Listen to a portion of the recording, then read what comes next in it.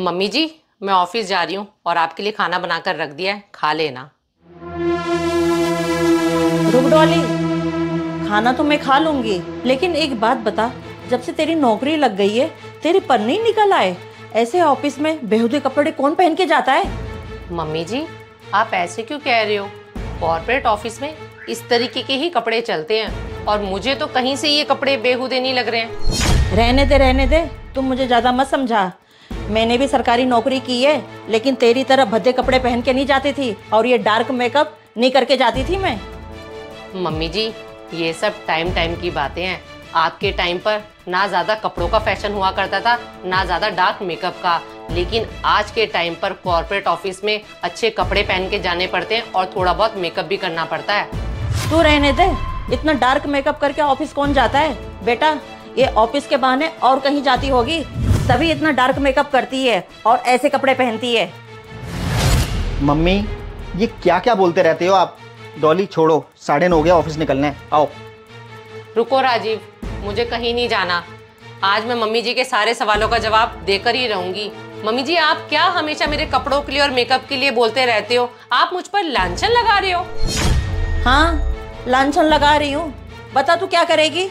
इतना बेहुदे कपड़े पहन के, इतना डार्क मेकअप करके तू पक्का कहीं और जाती होगी। मम्मी, आप ये कैसी बातें करे जा रहे हो? डॉली को मैं सुबह उसके ऑफिस छोड़ता हूँ और शाम को अपने ऑफिस से आता हुआ इसको लेता आता हूँ, और आप कह रहे हो डॉली कहीं और जाती होगी। तू इसकी साइड लेना छोड़ दे। तू तो ऑफिस छोड़ देता होगा, पता नहीं बीच ऑफिस में कहाँ जाती होगी गुलछल्ले उड़ाने। क्या गुलछर्रे उड़ाने जाती होंगी? राजीव, अब मम्मी जी अपनी हद पार कर रही हैं। मम्मी जी, मैं इस घर की बहू हूँ, आपको मुझसे बहुत तरीके से बात करनी चाहिए।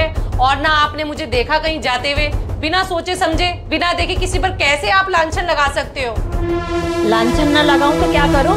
ऐसे मैंने धूप में सफेद बाल नहीं किए बेटा। इसकी लगाम खींच के रख, नहीं तो ये हाथ से निकल जाएगी। मम्मी, ये क्या अनाप शनाप बोले जा रहे हो? सुबह सुबह हमारा मूड खराब करके रख दिया है। अब हम क्या ऑफिस में काम करेंगे? डॉली छोड़ो मम्मी को, चलो तुम।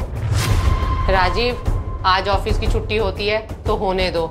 आज मुझे मम्मी जी के सवालों का जवाब चाहिए।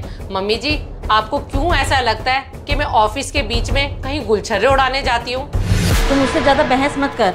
एक बात बता, मेरी पेंशन आती है, ये भी अच्छा खासा कमा लेता है, तुझे नौकरी करने की क्या जरूरत है? मैं सब जानती हूँ। तू घर के कामों से बचने के लिए बाहर ऑफिस जाती है, काम चोटी कहीं की। क्या कहा? मैं काम चोटी हूँ? मम्मी जी, एक बात बता दूं, अगर मुझे काम से ही बचना हो ना, तो मैं इस तरीके से बाहर नौकरी करने ना जाऊं। आपको क्या पता बाहर कितने काम करने पड़ते हैं और कितनी टेंशन होती है। अगर मुझे काम से बचना ही होता हो तो मैं सुबह के भी कोई भी काम करके ना जाऊं।